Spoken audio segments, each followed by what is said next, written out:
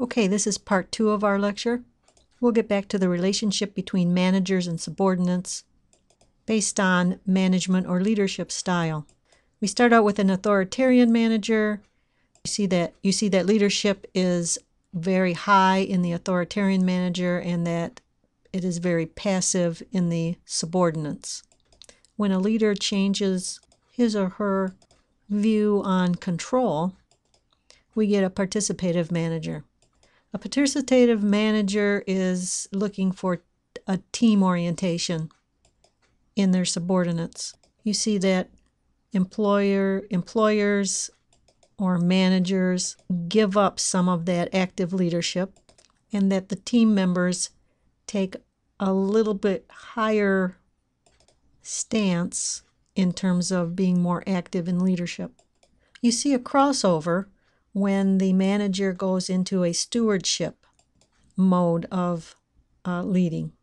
This would be a manager that empowers their employees or their subordinates. The employees take an even more active, as a matter of fact, more active role in leadership than the manager does.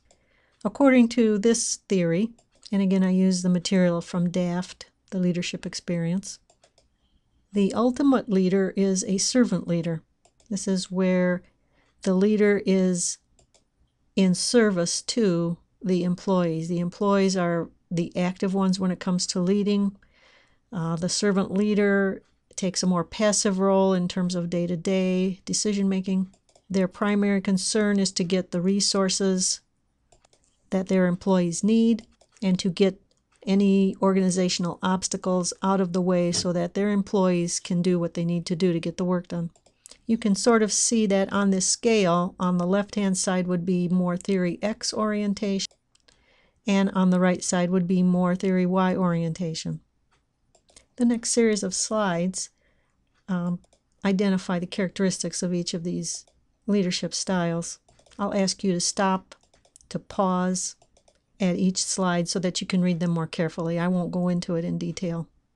So here we have the authoritarian manager, traditional.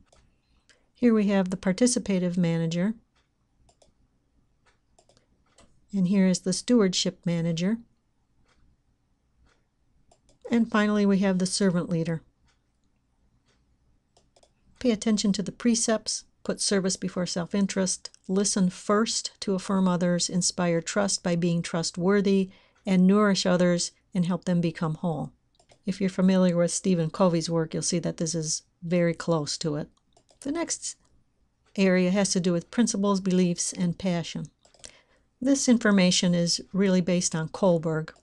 Kohlberg is the one who came up with the moral stages of development. A principled leader is a moral leader. Kohlberg says we develop along progressive phases in our moral development: pre-conventional, conventional, and post-conventional. In the pre-conventional, think of ourselves as children. We follow rules in order to avoid punishment. We act in our own interest if we can get away with something. What's best for me?